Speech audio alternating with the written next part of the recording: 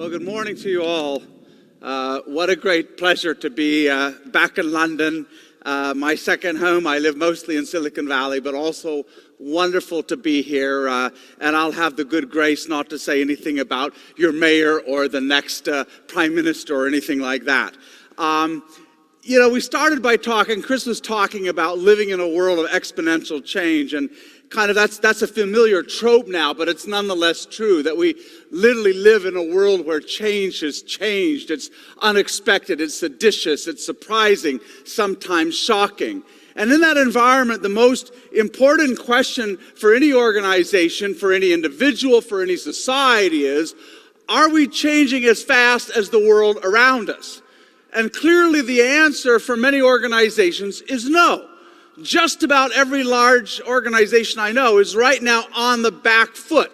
They're trying to catch up to things that others have already done. And, I have a lot of experience, a lot of gray hair over many decades trying to help organizations of all sizes and types become more adaptable, become more innovative, become more inspiring places to work. And I have to honestly tell you that often in doing that, I felt like I was trying to get a dog to walk on its hind legs. There was something that felt fundamentally unnatural about helping organizations change ahead of the curve, to anticipate what's happening. So often they were behind the curve. And, with a dog, you can kind of succeed.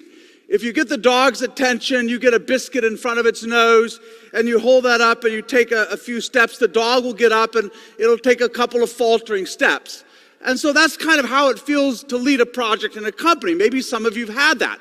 You get a team together, you carve out a little space, you have time, you have a budget, you do some brainstorming with them, you think you've made some kind of progress. And yet, of course, what happens the moment you walk away from that dog, the moment you turn your back, the dog doesn't say, "Who knew? This is amazing. Why didn't you tell me earlier? Love it." The dog is back on all fours, and it kind of is thinking to itself, "You're an idiot. I'm a quadruped. What was that all about?" And so we do the projects, we do the initiatives, we go from one thing, it's we teach employees how to be mindful, we put in agile teams, we do another round of Lean Six Sigma, but it very seldom feels as if we are changing our organizations in any fundamental way. And yet I think we're at a point in business history where we do need fundamental change. If you think of already how radically business models have changed. I'm old enough, I lived in the UK long enough, I remember literally when there were 3 or 4 television channels. And you think today with Netflix and YouTube, how incredible that difference is, the truly radical change in the business model. But the question is, can we imagine equally radical change in our organizational model? How we lead, how we hire, how we plan, how we compensate, how we allocate resources. And for most of us, the answer is still no, but I think we're going to have to learn to be radical there too. Now, I'm going to cover a lot of ground. We are going to go really quite quickly. So if you want more resources later, or you want to ask me a question or whatever, here's a few ways to be in touch with me. But let me start really with a question for you to think about. Here we are on a Wednesday morning, and I'd like you to reflect for a moment on how long your to-do list is right now. When you take the personal items, family items, work items, how many things right now are vying for your attention? More than 5 or 10 or 20? How many things are you fretting about right now? Because as we're sitting here, there are things, important things that you're not getting done. Most of us live incredibly harried lives. We run faster every day to stay in place. But from time to time, in the midst of all that freneticism, we have to step back and ask ourselves, what's the point of all of this? What am I actually trying to accomplish? What is worth the scarce currency of my life? As human beings, we're measured not just by what we get done. We're measured by the audacity of the challenges that we take on. And none of us should be living our lives on autopilot. Life is too short to work on inconsequential problems. And luckily, there are plenty of consequential problems today in our world. There are plenty of things to inspire you and challenge you and get you thinking differently. But for those of us who spend our lives in and around organizations and care about the people in those organizations, what sort of challenges should we be working on? You know, the first management guru, I think, in the world, an American woman, Mary Parker Follett, she was born shortly after the Civil War. She started her career as a community organizer in Boston and ended her career giving advice to large industrial companies around the world. But she had an extraordinary heart for people at work. And for her, her lifelong goal was to free the human spirit, the energies of the human spirit at work. And she realized there were many worthwhile goals in the world as well, but she believed that one of the noblest was to ensure that every human being had the opportunity to develop and profit from their unique gifts at work. And her early work inspired many others, people like Elton Mayo and Kurt Lewin, Douglas McGregor, Eric Trist here in the UK, Edwards Deming, Ed Schein, Chris Argyris. All these people, all these great management thinkers over decades asked the question, how do we build work environments where human beings flourish? And I wonder, you know, if they were thinking about us today, what sort of progress would they think we've made? I think about Kurt Lewin, a great management pioneer who fled from Nazi Germany, and for his whole life he had an antipathy towards authoritarian structures, or Douglas McGregor, who had his roots in the Christian social gospel movement and 60 years ago wrote the book, The Human Side of Enterprise. So if he was here this morning talking to you about what's going on in your organizations, would he go like, wow, cool, agile teams, I would have never thought of that? Or would he go, we were doing that 60 years ago in dog food factories. Is that really all the progress that you've made? Because I would argue that the promise of truly human-centric organizations and truly capable organizations is still a distant dream. The fact is our organizations are less capable than we are as human beings, which sounds a little odd because they're filled with human beings.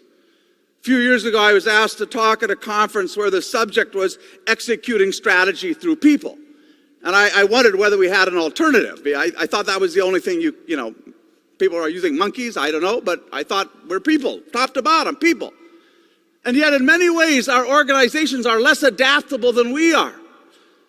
The people I know are people who take holidays in new places. They go back to school. They take new jobs. They sometimes take new life partners. They're constantly changing, evolving, resilient at their core. Our organizations are not. The people I know are deeply creative. You know, whether it's poetry, whether it's working on their digital photos, redesigning their garden, they always have some creative project. But our organizations struggle with innovation. The people I know, every person has an inspiring story to tell about their life, something they've overcome, and yet so often our organizations feel like emotional dead zones. So there's something fundamental that we have to change here, and the data backs this up. Let me share some data, and I have to tell you in advance, most of this data kind of pisses me off. You know, how is it that here we are, 2019, and less than 20% of employees around the world are deeply engaged in their work? That comes from data from Gallup, their global workforce survey. And they find that around the world, only 17% of people are emotionally engaged in their work. 51% kind of show up every day, just are there, and a third of them are actively disengaged. These are the saboteurs if they had a chance.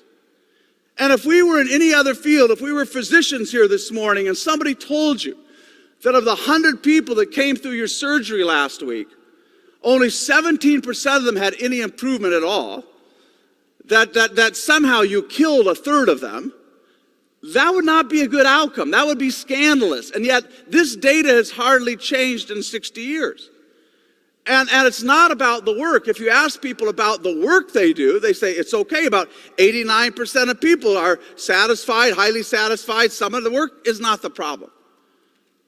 And by the way, the managers aren't any happier. If you look at the engagement data for managers, maybe they're even less engaged because they're having to be nannies and parents to employees, and then they have the same treatment from above. But it's not the work. I wrote a piece some years ago for the Wall Street Journal on this topic, and They're quite a conservative newspaper, so I ended my piece by saying it's not so much that work sucks, but management sure blows. And they took that out. I have no idea why, but didn't make it in. But how can we live with this? How is it okay? How is it okay that 50% of employees have said they've had to change a job to escape a tyrannical or incompetent boss? And those paltry engagement scores suggest that most managers are still operating out of kind of command and control. Differences in those engagement scores, 70% of those differences are explained by the boss that you have. And this simply isn't going to change as long as power trickles down from above and until employees have the power to vote their leaders off the island. And we'll figure out how to do that.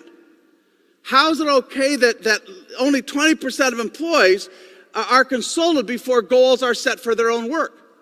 Let me share some data here. This is the European Workforce Survey, and it has an American counterpart to it. I'll show you them both. But we ask people, are you consulted before goals get set? Not often. Can you influence decisions that are important to your work? Not really.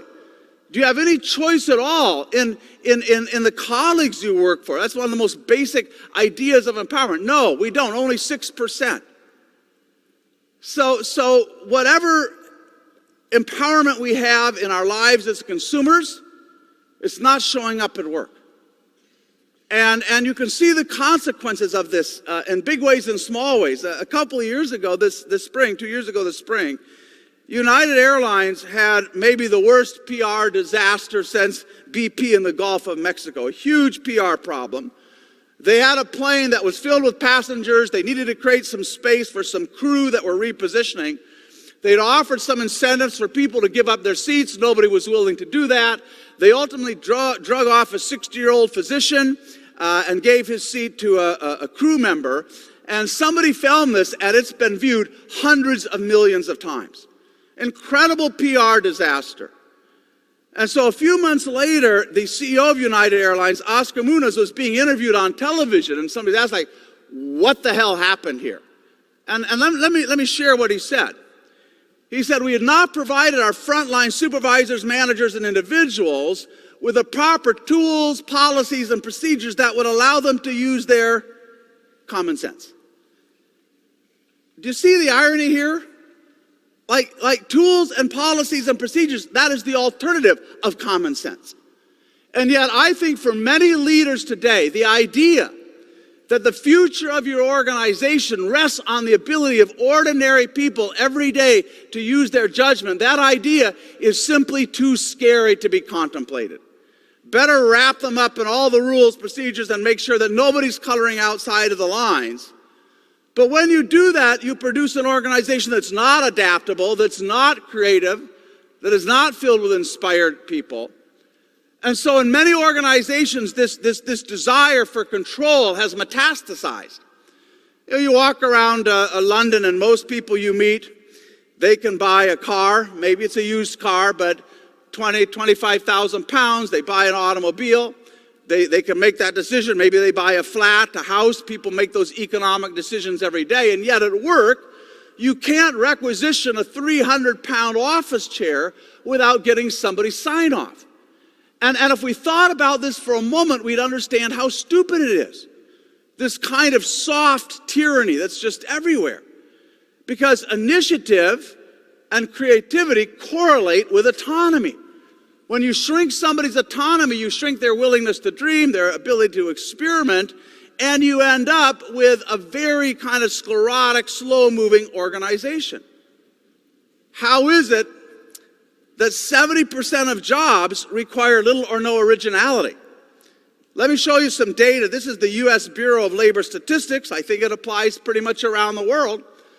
They measure jobs, hundreds and hundreds of jobs in the economy by how much originality they require. And they rate that on a scale of 0 to 100. So what you can see in this little slide is you see the deciles, how much creativity you require in a job. So way out there at the right, you see the choreographers and film producers and so on. But then you see the millions of jobs by decile, and you can see that the vast majority of jobs on the left-hand side, about 70% of the workforce, They don't expect people to bring their brains to work. Right? What an incredible waste of human imagination. Right? And oftentimes we start to assume that commodity jobs are filled with commodity people. And that becomes a self-fulfilling prophecy. You don't ask them to think. You don't give them the tools to create. And pretty soon you just assume they're incapable of doing that, when instead the goal should be to increase the creative capacity of every single job. If there's a single person in your organization doing their work the same way it's done in a competitor, they're not really creating any value. There's no differentiation there. How is it that the average first-level employee in a large organization today is buried under 8 or more layers of management? What hope do those people have? You know, authority trickles down, and at each stage, the next layer carves out a little bit more of their own decision rights. By the time you get to the bottom, there's precious little autonomy that's left. Think how long it takes to get a decision made through those layers. Think of the helplessness that people on the front lines have in making smart decisions. How is it that 68% of people working in large organizations believe that new ideas are greeted with hostility and skepticism? This is from a survey we did with the Harvard Business Review. They feel their managers have little patience for out there ideas. They feel there are few rewards for trying something new. And the problem with creativity is not on the supply side. People are plenty creative. The problem is on the demand side. And that our organizations have little room for the curiosity, the ingenuity, the passion that is part of what makes us all human. Maybe here's the most worrying data of all. Again, from a large survey, 10,000 people we did. That 76% of those working in large organizations say the way you get to the top is by mastering the dark arts of bureaucracy. The way you get to the top is not competence or not leadership. I will come back to this. It is not. The way you get to the top is you learn how to negotiate targets, how to hoard resources, how to manage up, how to manage the optics of your performance, how to burnish your image, how to stiff-arm colleagues, how to protect your prerogatives. So no, none of this is okay. This is the reality. Let's not pretend otherwise. None of it's okay. But we shouldn't be surprised, because virtually every organization today is still built atop bureaucratic principles. The principles of top-down, the principles of compliance, and 100 and so years ago, Max Weber, the famous German sociologist, he said, bureaucracy develops the more perfectly, the more it is dehumanized. And by that measure, our organization should be pretty damn perfect by now. Because the underlying ideology of bureaucracy is control. And in any language, if you take the word manage as a verb, and you go to thesaurus and you look up management, the word manage as a verb, number one synonym is to control. And so employees create products and services, managers control, staff people control. This is how you justify your value added, by weighing in on decisions, by creating policies. And so bureaucracy grows like a ratchet. Every time there's a new crisis, we get a new CXO, the chief experience officer, the chief digital officer, the chief transformation officer, and so on. They build a new fiefdom. The organization grows. Again, let me show you a little data. We've done this in several countries. This is US data, but again, I think pretty much the same around the world. Here what you see is the growth of the bureaucratic class. These are managers, supervisors, administrators, support staff. We took IT out. This does not include the growth of the IT function. But that green line, you can see that indexed to 1983, the size of the bureaucratic class has more than doubled. And this is true in most economies, where all other job types have grown by only 44%. And by the way, we backed out external compliance. This is not including, working on government. This is internal compliance. And if you break that down kind of by organization, what you find is that in the average organization, 14% of the head count are managers. They take about a third of the compensation. 14% of the head count. Another 4% is support staff, HR, planning, finance, and so on. And then 13% of everybody else's time is devoted to dealing with all that bureaucratic paper pushing. So essentially, in developed economies, a third of all human effort is going into bureaucratic tasks. And our research, our data says we would have no problem in cutting that by half. And if we did, if we could cut the bureaucratic load by half, we reallocate all of that effort, we would grow GDP in the UK by about 800 billion pounds. We'd grow it across the OECD by about $9 trillion. And there is no other productivity solution on the horizon. Not investment incentives, not better training, nothing that would have the same economic effect as dealing with the pernicious effects of bureauclerosis, which Jamie Dimon at JP Morgan Chase has called a disease, and I think he's right. And you've seen these dynamics. You all work in organizations. You know what happens. As I say, I live in Silicon Valley. I see all these young companies grow up, amazing companies. But as they grow, they're subject to the same kind of creeping bureauclerosis. You get more layers, you get more staff groups that accumulate more power, legal has to sign off on everything, employees have a diminishing share of voice. I won't name it, it'd be a little unfair, but one kind of darling of the new economy, a company that's a leader in cloud services, by the time that company got to $4 billion in revenue, it had 600 vice presidents. Like, how the hell does that happen? And so think about the alternative here for a moment. If you wanted to build an organization where people gave you their best every day, an organization where people were willing to take risks, they were willing to stretch themselves, to go outside the safe precincts as management as usual, who were passionate about their customers, who felt accountable and committed, what kind of organization would that be? And in my experience, it's a startup. You know, in a startup, employees are united by their passion to make a difference in the world. Teams are small, the roles are loosely defined. You don't feel you're slotted into some role. They're very ambitious goals that force everyone to think lean automatically and to be very creative in leveraging outside resources. The preferred communication thing is an all-hands meeting on a Friday afternoon. People have a lot of freedom to take prudent risks. In other words, it's a company that's bold, simple, lean, open, flat, and free. That's the real advantage of most startups. It is not the business idea. Business ideas are relatively cheap. I remember decades ago being inside of Daimler and Ford and General Motors and talking to them about the future of mobility and electrical powertrains and autonomous vehicles. Those ideas have been around for a generation. So it's not the business idea so much as an organization that has those that can move at that speed, that is that hungry, that is that lean. And it's quite a contrast with what you find in most of the large companies that I know. Now, at the heart of this, there is a fundamental paradox that we have to resolve. Bureaucracy is perhaps the most important human invention of the last 150 years. It was not the electric motor or the locomotive or antibiotics or indoor plumbing.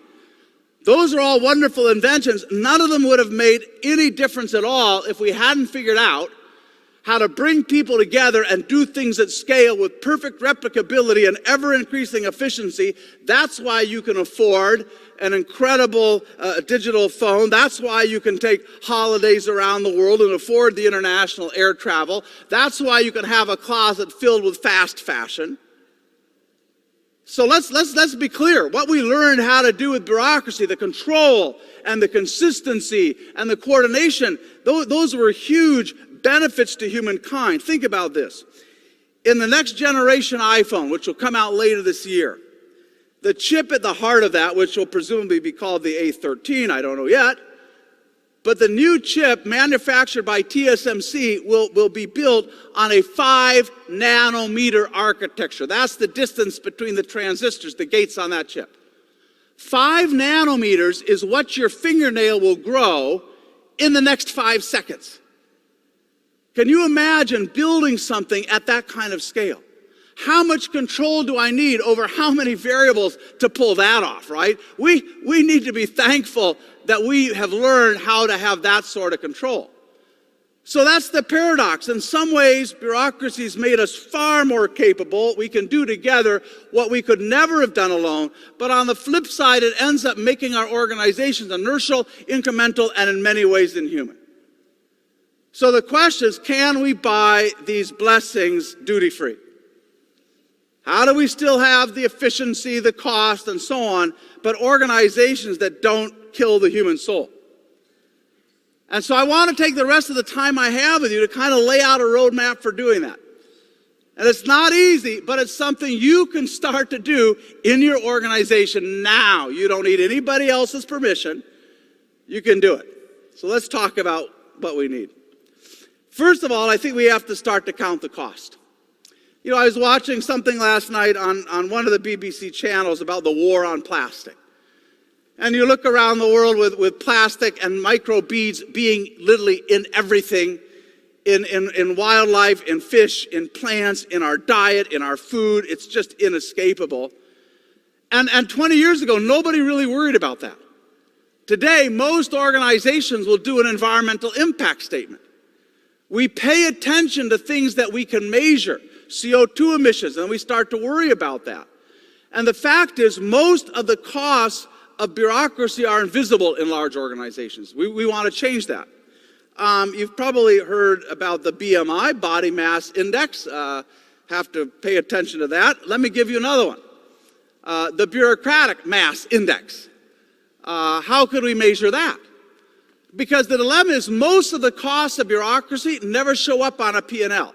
Yeah, the additional head count, a little of the bloat at the top, that shows up. What doesn't show up is all that friction in decision making. What doesn't show up is the distortion when data is manipulated to fit the prejudices of senior leaders. What you don't see is the internal rigidity that makes it hard to reallocate resources, the apathy of employees who've given up trying to change the system, and so on. None of that shows up, but it exerts an incredible cost. If you start to look at how private equity is behaving today, how they challenge the big companies, Shell and Unilever and P&G and IBM, and the case they're making for radical change in many, many organizations, if you unpack their arguments, from these activist investors, most of it's an argument about bureaucracy. You're moving too slow, you have too many layers, you haven't had the courage to move forward. And so, taking on a few companies is great, but I think as investors, as stakeholders, we have to start holding leaders responsible for calculating the costs here. By the way, if you want to do this for your organization, go to HBR, Harvard Business Review, hbr.org, put in my name in the search field, and you'll see this instrument. It will come up. It's a survey. It's free. You can run it in your organization. You can benchmark yourself against others. Second thing is to learn from the vanguard, from organizations that have already escaped the curse of bureaucracy.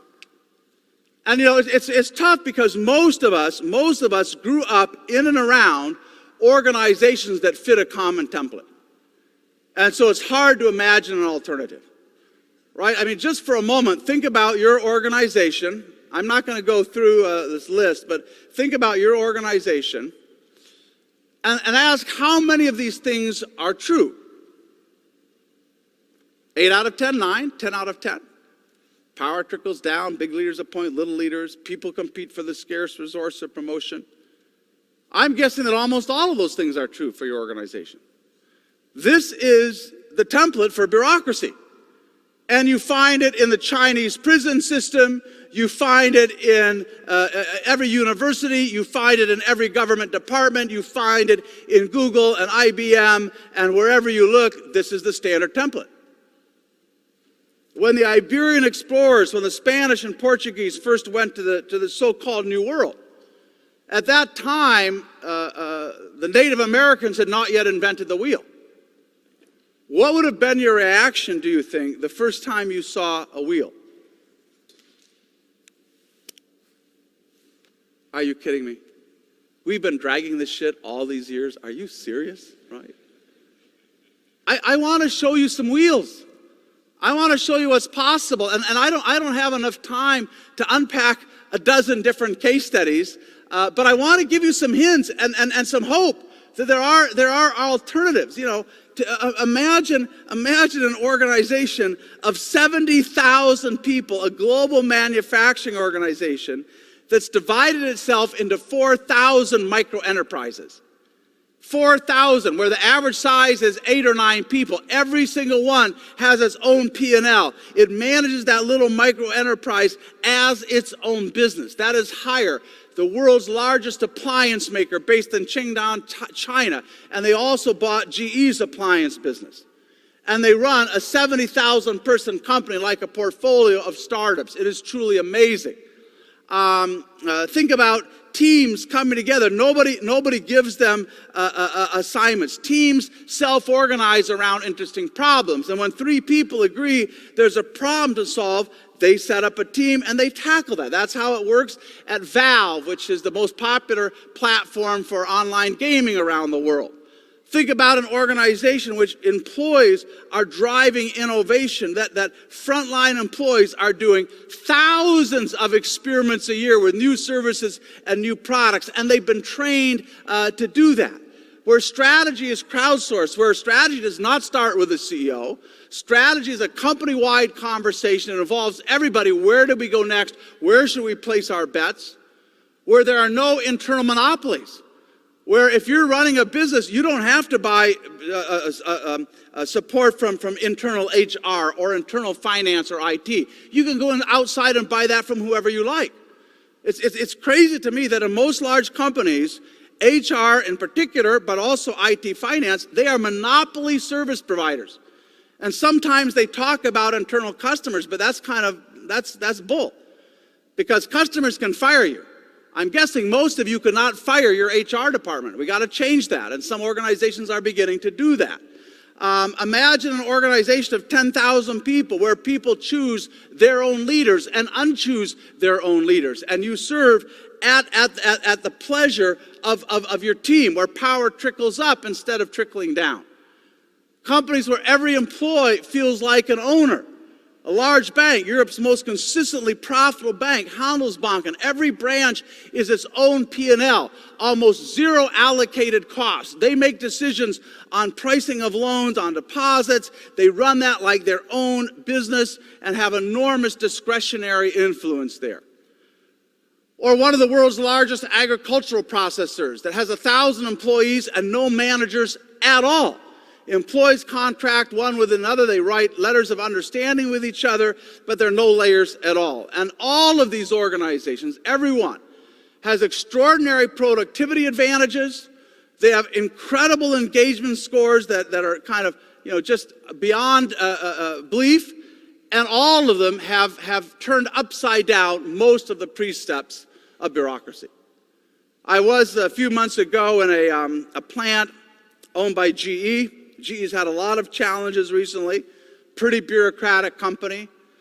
But here and there you find some amazing outposts. I was in a plant that builds the largest jet engines in the world that go onto the A380 and the 787.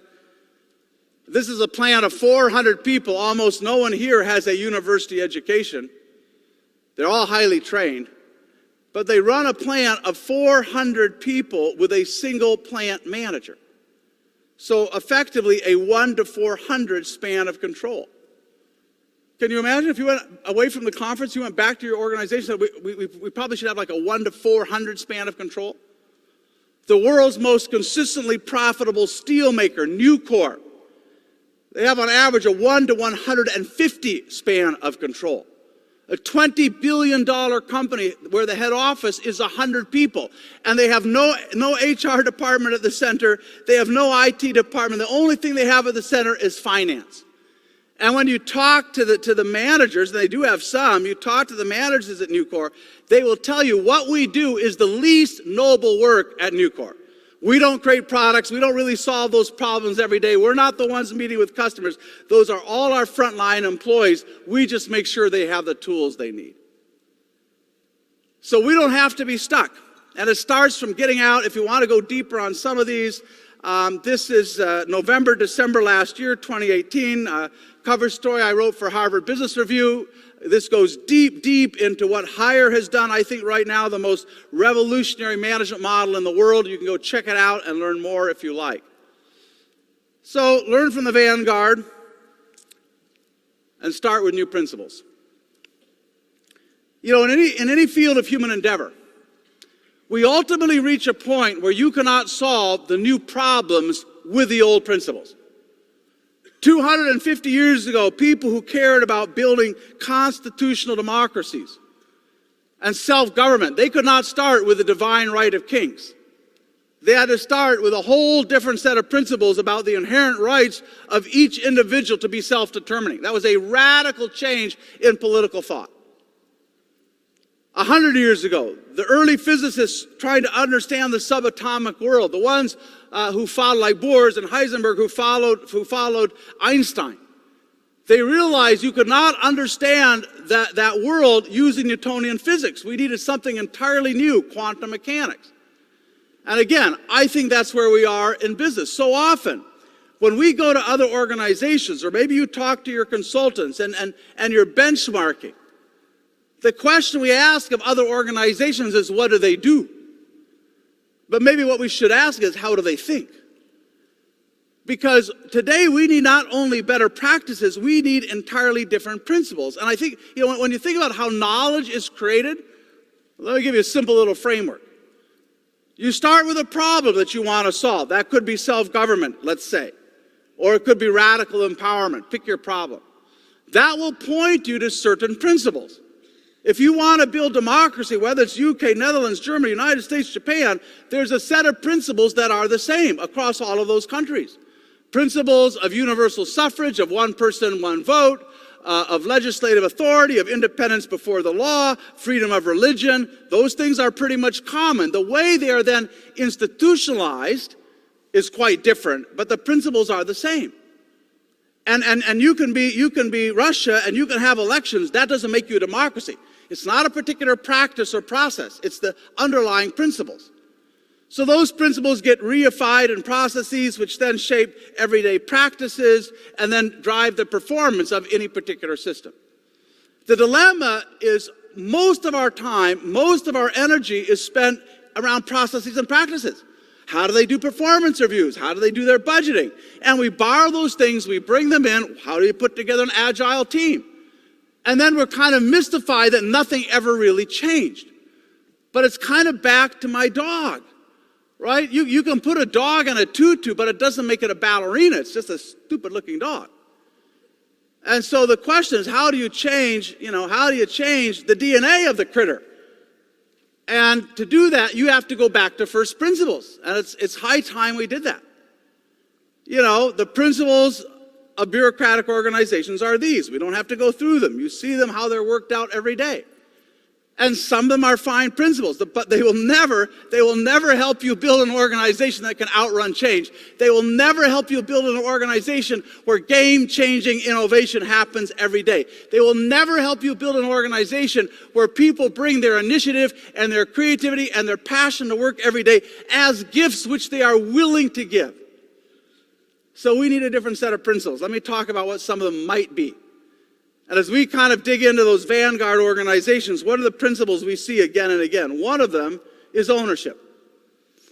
People who feel like real proprietors. This is my business. You know, most of us would rather be owners than employees. In one study I saw, 62% of folks in the UK said they dreamed of owning their own business. For millennials, that number is 77%. And the primary reason they give for wanting to build their own business is to be in control of their own destiny. And so, you know, while image-savvy employers today, we talk about building the employee brand or the employee value proposition, we seldom give people the two things they want more than anything else. The two things that are the heart of ownership. Autonomy and upside. If I work hard, I get the fruits of my imagination's success. So, you know, we take care of the things we own. We're passionate about the things we own. Not so much at work. Let me give you some data from a study. This was quite interesting. Very simple little study. They looked at what was driving turnover rates, employee turnover, and they looked at two things. One is how much autonomy did people have in their job, and then how much financial upside. By the way, only a tiny minority of employees have any meaningful upside in their businesses. But what this study found, and you can see it here, it wasn't one or the other that gives you lower attrition and more engagement. It's both. If you give people more autonomy, and that means also more accountability, but no more upside, that just seems like a burden. Or you give them upside, but they don't have the freedom to run their business, they just feel like they're shackled. Let me give you some more data here, just to try to drive this point home. Very smart chap in at University of Rotterdam, I believe, did an interesting study. So he built an instrument to measure the attributes of servant leadership.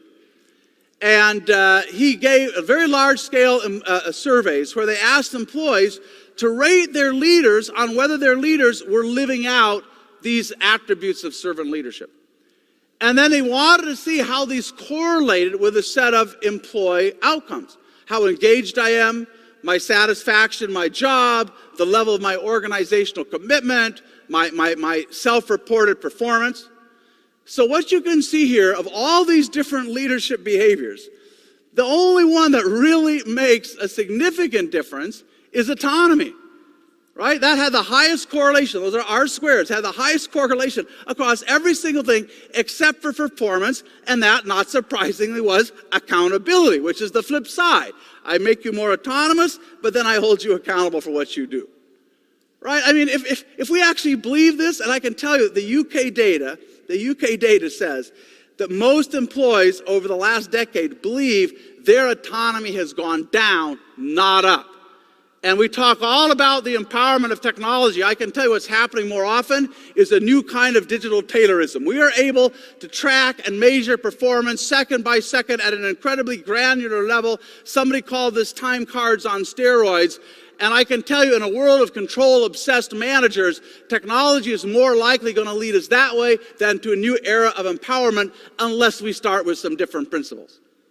So you see the argument here. Second principle is building organizations where experiment's happening all the time, everywhere.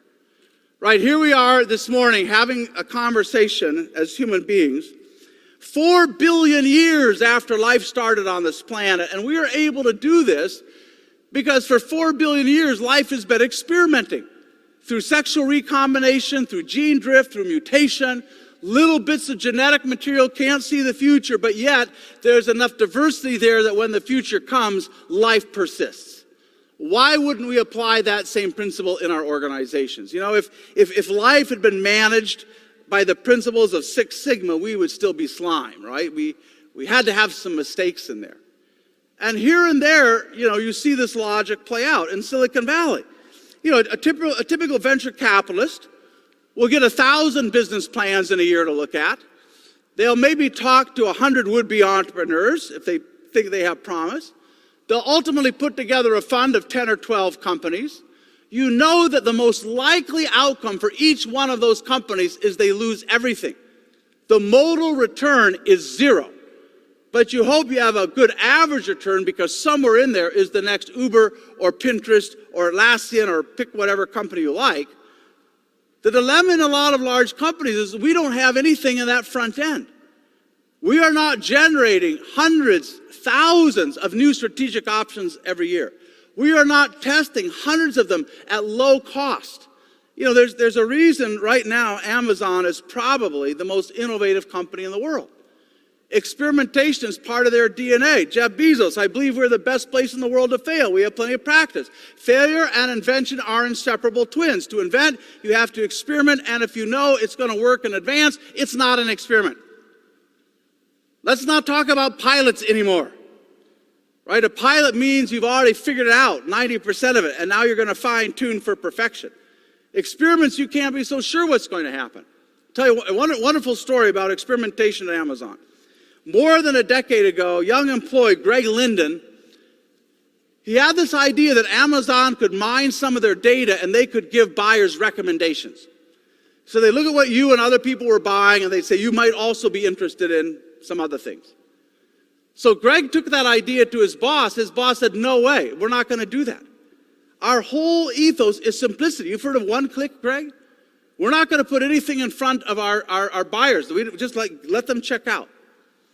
Well, Greg went and ran the experiment anyway. Flatly challenged his boss, went and did it. The results were kind of incredible. Now every e-commerce company has something like this. But talking about it later, here's what Greg said. He said, in my experience, innovation can only come from the bottom. Those closest to the problem are in the best position to solve it. Everyone must be able to experiment, learn, and iterate. Position, obedience, tradition, they should have no power. Can you imagine your CEO saying that? Position, obedience, tradition should hold no power. Unless they're willing to say that, your organization loses. Because if you think about it, in fact, it was a British a systems engineer, cybertician, Ross Ashby, back in the 1950s. He coined a very influential idea called requisite variety. And at heart, it's very simple. It says, if the variety of experimentation inside of a system doesn't match the variety of experimentation outside the system will soon no longer be viable. If you're not experimenting on a broad front internally, somebody's going to find the weak point in your business model. Someone else creates the future. A company that understands this very, very well is a world leader in financial software, personal financial software for tax and small businesses, Intuit. About a $6 billion company with 50 million customers around the world. They've been doing extraordinarily well, highly resilient, constantly morphing their business model, building new ecosystems that bring tax preparers and individuals together. And Scott Cook, longtime CEO, he spent the early part of his career at Procter & Gamble, and he was so frustrated that they seemed to have no appetite for exploring truly new ideas. And he vowed that if he ever built his own company, he was going to change this. Well, he founded Intuit, and sure enough, after a few years, he could see the same kind of bureaucratic torpor, right? They were hiring a lot of managers from outside, and they believed their job was to keep everything buttoned down, nailed down, razor-sharp analytical skills, but nobody was willing to stick their neck out and try something new. So one day, sitting in another marathon planning session, Scott had had enough, and he literally slammed his fist on the table, and he said, never again are we going to have, as I said, never again are we going to have decision by bureaucracy, decision by PowerPoint, decision by persuasion, or decision by power. Never again. Now, if you want us to do something, you run an experiment, you bring us back data, not opinion, and then we'll look at it. Henceforth, he said, it's going to be decision by experiment. And that wasn't just a thought. They've really backed this up, and they've made it very systemic. Every employee at Intuit goes through a course on design thinking called Design for Delight. It's a week-long course that builds skills in empathy and idea development and how do you design an experiment. Every employee gets 10% of their time, unstructured time, that they're supposed to hold back to do experiments. And teams can bank this time, so you can get a dozen, or I've seen even 100 people will bank that time, and then they use it all at once to do something really big and important. Every new project is formed as a discovery team, and you need at least 3 people. But once you have 3 people willing to work on an idea, you get kind of real status in the organization. And in a typical team, they want somebody from engineering, from product development, and from design. At Intuit, they say we want a hacker, a hustler, and a dreamer on every team. And those teams, once they're structured, they have enormous amount of freedom to run their experiment. Across Intuit, they have 200 innovation catalysts. These are really seasoned innovators who've been through several of these discovery teams. And so you'll get attached to one of those individuals as a mentor. Every discovery team also gets a sponsor, an executive sponsor of some type. So you have access to resources and their mentoring and so on. There's a budget that's set aside. Every unit has a certain part of its budget that's set aside for funding experiments. Staff groups have to support this as well. The legal department dramatically simplified the rules that you need to follow to do an experiment. In fact, And into it, you can do an experiment with up to 30,000 customers without having to get any permission from legal at all. So unlike almost any other company I know, they took this idea of experimentation and they said, let us make this systemic. Let us teach people, give them the tools, make sure the support is there. That's what it means to take a principle and then work it out in your management model. Another principle, meritocracy. You know, the most common feature of any organization around the world is that top-down pyramid. Ask anybody to draw a picture of their organization, and you're likely going to get that pyramid. And that pyramid, that is not a hierarchy of creativity, of imagination, of boldness or audacity. That hierarchy is a hierarchy of administrative capability. And we'll come back to that theme in a moment. But, you know, in a formal hierarchy, decisions are correlated with rank. The bigger the title, the bigger the decision you get to make. And that has all kinds of toxic consequences that I'll talk about for a moment. Let me show you something that was sent to me. This came as a PDF. And I pulled out this one thing and put it in a slide. This was something that went to 70,000 people in an organization all of you would know. And so you have the different behaviors they want people to have, executes with excellence, and so on. But then you see across the top the hierarchy. Executives, managers, and then kind of individual contributors, the peons. Notice just this one behavior. What have they just told 95% of their organization? You don't have to think about the future, worry about those new disruptive business models, those unmet customer needs. That is not your job. Our job at the top is to think about strategy. That's why we're paid all this money. But I can tell you, my friends, this is a bad bet. There is no evidence, and there is no evidence that CEOs make good strategic decisions. No evidence at all, on average. You know, I heard, I shouldn't name names, I will, because it just frustrated me no end. I came across something a couple weeks back, the former CEO, twice CEO and chairman of Procter & Gamble, A.G. Lafley. And I believe this is in the pages of Harvard Business Review. He wrote this. He said, there are some opportunities that only the CEO can see, and some calls that only they are able to make. That, my friends, is horseshit. Right? It is just absolute horseshit. There are no, in fact, it's almost the opposite. When you are insulated by multiple layers, right? When you walk to a meeting and you have an opinion and everybody nods their head yes because you're the boss, you are in the worst possible situation to see the future coming. You know, I saw this over years at Microsoft. You know, think about a lot of the things that have happened in 30 years in software. Graphical user interface, invention of browsers, the portal, all the way up to, you know, cloud and AI. Until recently, until the last few years when Satya Nadella came and took over at Microsoft. For about 30 years, Microsoft had been late to basically every important trend in their industry. Late and late and late and late again. In 2007, when the iPhone came out, Steve Ballmer said, there's no chance this will ever get any market. No chance. I made a presentation in Microsoft in the year 2000 to a very senior group. And I talked about the end of the personal computer age. Like that was over. And the network would be at the center, and the PC was just one more device. And somebody came up to me at the end quite upset, and they said, Gary, around Microsoft, we do not talk about the post-PC world. We talk about the PC plus world. And I couldn't really think of anything to say, but I finally said, you know, the future doesn't really care a fig about your preferences. It will do what it does. And I'm not picking on anybody at Microsoft. These are my friends. This is not about one company. This is about every company. Right? If you think about why almost always in large organizations, why is change always behind the curve? Because by the time an idea or a problem is big enough to capture the scarce attention at the top, it is already too late. You are on the back foot. That is why virtually every change program is a catch-up program.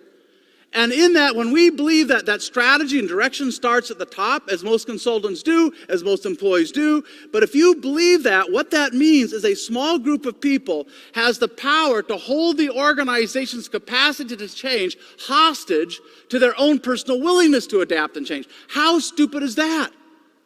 And that's why change happens in FTSE 100 companies and Fortune 500 companies the same way it happens in poorly governed dictatorships.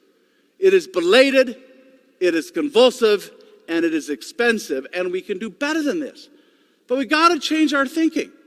You know, when somebody in your organization, if somebody uses this term, the leadership team, who do they mean by that? Right? Typically, I hear that phrase, and it means these people. I can tell you, every one of those three words is wrong. There is no the about leaders. They're leaders everywhere. There's not the leader or the team. They're leaders across an entire organization if we give them the chance.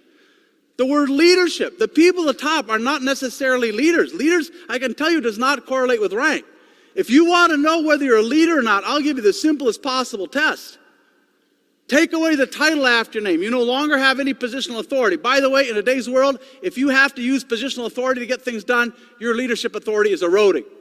So just forget the title after your name, number one. Number two, you have no budget, you have no resources that are kind of yours and you command. And number three, you have no sanctions. So take away those things, and then the question is, what can you get done? What can you get done in your organization where you no longer have the big stick of bureaucratic power? If you can still do something amazing, by God, you're a leader. If not, maybe you're just a bureaucrat. How would we know? And so there are leaders everywhere. The folks at the top, by the way, are probably not a team. These are not 10 or 15 selfless individuals working as a tightly knit squad. And maybe just a little bit of history is useful here. Back in the early years of the Industrial Revolution, and when it really started to take off, late 18th or late 19th, early 20th century, and we started having to bring thousands of people to work, we needed a new breed of employee called a manager. They didn't exist. And so business schools stepped in to supply that need. Wharton was founded in the late 1890s, Harvard early in the 20th century, and so on. And around the world, the London Business School, all these schools, they got set up to fill this demand for this new person called a manager, who would set budgets, assign tasks, review of performance, look for variances, and so we created thousands, millions of people who had those skills. Well, writing in 1966, Peter Drucker codified pretty much everything we knew about what it meant to be a good manager. Landmark book. And by the way, in this book, Drucker uses the word manager more than 200 times. He uses the word leader, I think, 11 times. And so what happened around about this, early 70s, certainly by the 1980s, business schools, consulting companies, we started to say, you know what? We can't sell that management stuff anymore. That's like a commodity. Like administration is just a commodity. We got to sell something new. And so it's, oh yeah. We're going to go to all those managers and we're going to tell them, if you come on our courses and you pay us this money, we're going to give you an immediate performance upgrade. We're going to turn you into leaders. Now, let me tell you, there is no evidence, and this is not just Gary. Read Barbara Kellerman's book, The End of Leadership, from Harvard. Read Jeff Pfeffer from Stanford. Read his book on leadership BS. We know almost nothing, despite 40, 50 years of trying. We know almost nothing about how to build leaders. Very little evidence that the $40, $50 billion a year industry here is actually producing people who are true leaders. Eric Schmidt, right, the chairman recently of Alphabet, of Google, here's what he said. We reward people for being close to the top, outrageous CEO salaries, or being closer to transactions. That's investment banking. But big rewards should be given to the people who are closer to great products and innovations.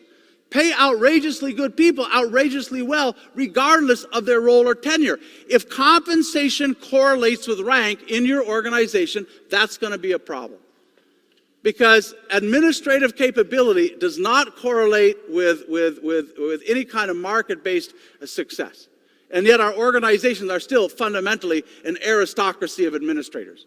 Because 100 years ago, that was a rare skill. It is no longer a rare skill.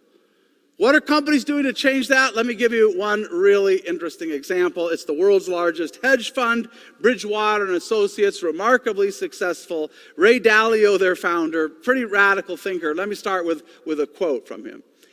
He said, I wanted to create a system that could effectively weigh the believability of different people to come to the best decision. And I knew that without such a system, we'd either end up with, we'd lose both the best thinkers and the best thinking, and we'd be stuck either with kiss-asses or subversives who kept their disagreements to themselves. So what he was essentially saying, I want to be able to separate out your competence from your title, because these don't correlate. And I also know that on different decisions, we need different hierarchies. There can't be one hierarchy. If it's a new product conversation, that's one. If it's a regulatory, maybe somebody else is an expert. So they created quite a simple system called the dot collector, and it works like this. You have a device on your smartphone, your tablet, in any meeting at any point, on several criteria, you can give your colleagues a ranking. And I think there's 7 or 8 top-level criteria. Underneath those, there's quite a few more. So you go in, and you say, no, that person is like so smart and so capable there. Let me go up rank them. Or you know what, that person's just talking rubbish. I don't believe him, and you can downrank them. And then anyone can go online and look at everyone's rating on all of these different areas. Average person at Bridgewater will get more than 2,000 peer ratings in a year. And in any particular meeting, your share of voice depends on how believable your colleagues think you are. This is how power is going to work in the future. Power will not attach to positions. Power will be a product of your peer-attested competence, which is, by the way, exactly the way it works in academia. I don't get any influence from my dean or from my title. I get influence when at the end of the term, the students say, Gary, you did a good job, or colleagues say, Gary, that was a good article, we think it should be published, but power has nothing to do with any particular title. Another core principle, markets. On average, markets are smarter than hierarchies. For proof of that, for evidence, look at the performance over the last 50 years of the New York Stock Exchange, which has outperformed every company on the New York Stock Exchange. Markets are very good at doing what organizations struggle. Markets are very good at moving resources from old things to new things. There's no emotional connection, there's no nostalgia, there's no concern about cannibalization. Let's just sell your shares here, move it somewhere there. And in aggregate, average investors make smarter decisions than the best trained CEOs in the world. And companies are beginning to understand this. They're beginning to understand you cannot let big decisions be made at the top. I'll give you a little personal story. I was working a few years ago with a Korean company. Will not tell you their name. We had trained several hundred young people to think like game changers, taken through quite an intensive course, and then we set them to work inventing new business models. And a couple of kids came to me and said, Gary, we have something like amazing. This is about 8 years ago, 7, 8 years ago. I said, yeah, tell me about it. He says, well, this is all going to be on your smartphone. You walk into a club, a pub, a bar, and you can have your social profile. We'll use geolocation. You can see other people who are there. And if you think you might want to meet somebody, you can let them know that. And then maybe there's like a real physical connection. And we said, this is going to be like a cool way for people to connect. I said, yeah, that seems cool. So we then took that idea to the Internal Investment Committee. The average age of the investment committee, 55 years old. And so we had these lovely all-male Korean guys, 50-some years old, looking at this new idea. Team made their presentation. First comment from one of the old guys was, so let me understand, you're at your club with your friends. Why are you on your phone? Yeah, okay, well, because we're all on our phones and then we show each other what we're doing and it's but they couldn't understand, why would you just be with your friends? Why on your phone? Second question they had, and let's say you have a connection. Why would you leave your friends? That's rude to walk away with your friends to meet somebody else. And we had to explain, because all your friends are going to enjoy the spectacle. In the end, we didn't get the money. 6 months later, Mark Andreessen funded Tinder, and kind of X billion swipes later, that's kind of all history. So you cannot have big decisions made at the top. There's simply not enough bandwidth, not enough experience, and some smart companies are beginning to recognize this. IBM has in recent years has been trying to know where to place their bets with AI, what they call cognitive computing. And rather than make that decision at the top, they created an internal market. They invited more than 200,000 people to submit ideas on what the company should do with AI. And they gave every one of those individuals $2,000 of virtual currency to bet on the best ideas. So you turned the entire organization into angel investors. So out of that, the first round, there was about 8,000 ideas. That got winnowed down to 5,000, kept getting winnowed down through peer review and some expert review. And finally, you get down to the 50 best, and you get real funding. But they understand you have to exploit the creative energies of the entire crowd, not a few people, both to find those opportunities, because if you want to build strategy today, you better diverge before you converge. You need to create those thousands of strategic options to have any hope of finding the best. Another principle is community. You know, in the UK, you've heard a lot of talk in the last few years about loneliness. There are public policymakers around the world who've declared loneliness an epidemic. And in our kind of mobile, hyper-busy, digitally mediated world, we are more and more struggling to find the kinds of relationships that mean the most to us. Relationships that are face-to-face, that are personal, that are positive, that are reliable. And you might imagine that work would be a place where people could build those relationships. Turns out that hasn't been mostly true. Again, a Gallup study found that only 2 out of 10 people at work say they have a close friend there. And I don't know how Gallup has modeled this out, but according to them, in any case, if we double that, profitability goes up by 12%. Because this is not about people just feeling good at work. I mean, as important as that is. You know, today the problems that are most worth solving in any business are new problems that cross organizational boundaries. And I need people that have a lot of social capital built up, that they care about each other, they're willing to take risks with each other, there's a lot of trust, they're emotionally vested, they'll go the extra mile. Without that kind of community, I can't solve the interesting problems. Maybe the best example of that of any large company in the world is the U.S. airline Southwest. They are consistently the most profitable airline in the world by a long ways. They are the most highly rated airline in North America, which I grant you is a very low bar. But I think they would do well anywhere around the world. Their share price has been pretty much outstanding. And one of the toughest problems in the airline business is to turn around an airplane at the gate. And you might think that's predictable. It's not. Every time you have a unique challenge, the baggage has arrived late from another flight, or the passengers are late, or you have a passenger with special needs, or there's a mechanical problem, or something has happened with the weather. And so you need the baggage handlers, the gate agents, the mechanics, the pilots, the cleaning crew, the caterers. All of these people have to work together as a team. They have to swarm that problem and solve it together. It is not at all unusual at Southwest, if the plane has arrived a little late, they're short of time, the pilot will walk down the aisle picking up the rubbish along with the cleaning crew. Or someone will go down to help load bags if they're understaffed there. And so most of their success comes from the speed at which they can turn their planes around. What that means is their planes are in the air more often than any other airline around the world. And when you unpack all of that, it's all about community, right? It's people are brought together by a mission they care about. They still believe in their heart that they are like on the earth to make flying affordable and fun for every human being. That was their founding mission, and it's still real to them. Every single employee is taught to think like a business person. Flight attendants and baggage handlers go through in-depth training about return on assets and productivity. They can tell you whether their flight is profitable or not based on the passenger load. They can tell you on certain metrics, if we improve, what that will do to my profit sharing account if we improve that metric this year. All that data is transparent, all the financial data to every employee, and that's another point of sharing. We're all looking at the same scoreboard.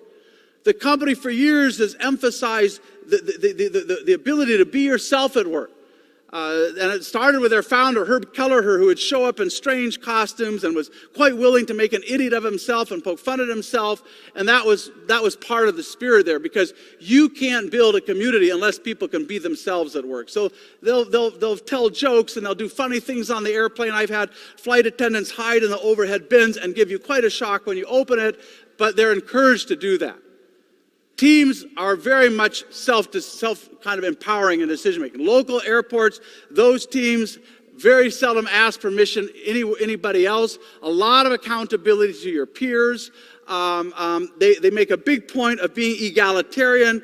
Herb would always tell people there's not a single job that's more important than another job. We don't think about jobs in that way, that pilots are more important or managers are more important. And then a big emphasis on family. Basically, every corporate event is a family event. Everyone, at work, you're asking, how are your kids doing? How was your holiday? But they've emphasized building that family connection. Now, most of us, we have two kind of faces. We have two selves. We have the professional self that shows up at work as polished, professional, and so on, and pretty unemotional. And then we have the personal, the private self that sticks its head out only when we think it's kind of safe to do so. And I think, there's often been this idea that you really don't bring your private self to work. In fact, we kind of end up with the worst of both worlds. We end up with work completely invading our private lives and answering phone calls from the boss on the weekend and so on. So it completely evades our private lives. And yet we can't really bring our own selves to work. And yet I can tell you, if you're going through a divorce, if you're struggling with a child who's caught in addiction, if you've lost a parent, if you're facing a surgery, and you have to spend 8 or 10 hours at work and you can't talk about that, you suffer, your work suffers. You can't expect colleagues to be engaged in their work if they're not engaged with each other. There's a reason that the corporate stock ticker for Southwest Airlines is LUV. And Herb Kelleher, he said, a company is stronger if it's bound together by love instead of fear. Let me ask, in your organization, could you sit in a meeting tomorrow, coming back from this conference, could you say, or the next day, could you say to your colleagues at a point, what we really need is an organization that has a lot more love in it? I think you'd struggle with that. Most people would. Because the language of business has become so banal, so secular, so hollow, that we can't even talk about the things that are most important to us at work anymore. As Kelleher said, and he passed away about a month ago, he said, the tragedy of our time is that we've got it backwards. We've learned to love techniques and use people. So if you want to build a humanocracy, you got to start with different principles. The goal of bureaucracy was to maximize control for the sake of efficiency. The goal of humanocracy is to maximize contribution for the sake of impact, and it takes a different set of principles. And you're not going to build these into your organization all at once. Uninstalling bureaucracy is not going to happen in one Armageddon-like battle. So let me finish by telling you a few practical things of where and how to get started. If you want to beat bureaucracy, you don't start with your boss or your boss's boss. You start where you are. You start with the people around you. Because there's a challenge here. If you haven't noticed that people who have power are often reluctant to give it up. And, bureaucracy is a massive multiplayer game that millions of people around the world have learned to excel at. They've learned how to negotiate targets and hoard resources and stiff arm and so on. They're good at that. And if you come tomorrow and you say, we're going to change this game, we're going to go to an organization hyper flat, teams choose their leaders, radically empowered, what's my new role there? How do I win in that kind of a game? When we did our survey, we asked frontline employees, what are the barriers to busting bureaucracy? They said bureaucracy is familiar. We all know it. It's hard to imagine how to run a big company without it. And they said, and people at the top don't really want to give up their power. That was a very different perspective than when we asked director level people. I'm old enough to remember the last head of the Communist Party, Mikhail Gorbachev. I think he really did believe in glasnost and perestroika. He wanted to change the Soviet Union. The peasants presumably wanted a better life, but he mostly failed. And today, Russia is still an authoritarian regime run by an autocrat. And he failed not by any fault of his. He failed because he could not change the nomenclatura. He could not change the apparatchiks. He could not change all the directors and the senior vice presidents. In fact, no leader can. I don't care how progressive your CEO is. He or she will run out of life and time before they convince 1, 2, 3, 4, a dozen, 20, 50 people to change their roles, to rethink how they create value. You can't defeat bureaucracy top down. Let me give you an alternate model. 100-and-some-year-old tire company, one of the industrial giants of Europe, invented the world's first pneumatic tire, first radial, amazing history of innovation. But a few years ago, they were stuck. They had done everything the consultants told them. They had rationalized product lines and factories. They had done Six Sigma and Lean Six Sigma. They'd done the script. And their productivity was just absolutely stuck. By the way, as is productivity growth across the entire OECD. It is not by accident that bureaucracy is going up and productivity is going down. And Michelin got that. So they aimed to change it, but not with any big top-down kind of change management program. A factory manager who had been running a factory in China, Bertrand Ballerin is his name, he'd come back to HQ and he was in an industrial relations role. And he said, I think we can start to change this. And he had a word for what he wanted to accomplish, a French kind of Anglo-French word, responsabilization. How do we push responsibility down, autonomy down, down, down? And so he didn't go to the CEO. They didn't get a whole bunch of HR people to script this out, to redo the job descriptions, to put people through, hours of re-education camps. Instead, he went into factories. Not even to factory managers. He went to front-level supervisors. And one at a time, he talked to them. And he said, would you be willing, in your team, with your 20 or 30 people across 3 shifts, would you be willing to run an experiment for the next year in which you give your power away? And I can't tell you how to do this. I don't have a script. There's no plan. You're going to help us figure this thing out. I can tell you broadly kind of what we're trying to accomplish. There's a bit of a from to in what you do as a leader, but that's about it. Are you willing to do it? And by the way, you get no relief from your business responsibility. You still have to deliver all of your goals. Well, after this proselytizing, plant to plant to plant, he found 38 plant leaders who were willing to go on the journey with him.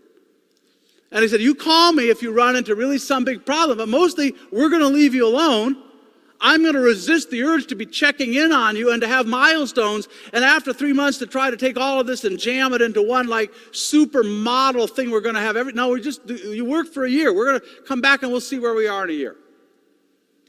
A year later, they brought these 38 pioneers together. They had extraordinary stories to tell. They talked about having their employees, often what a leader would do is they take one team member at a time and they'd follow the leader for 3 or 4 days. Watch every email, every phone conversation, say, what could we do better than what our boss is doing? And pretty soon these teams are doing their own production scheduling. They were doing their HR issues, working that out within the team. Some of them decided to go to a 4-day, 12-hour work week or whatever. Incredibly empowered teams. The leaders were having so much more fun. They were no longer getting phone calls at 3 a.m. in the morning from the third shift with a problem. They felt like they were building up these people and so they started to codify this. Again, not from the top. They created an online platform where people could share what they've done. They built a whole map of how this might look. And then they had a dozen plant managers ready to raise their hands. So now they've been running experiments at the level of an entire plant.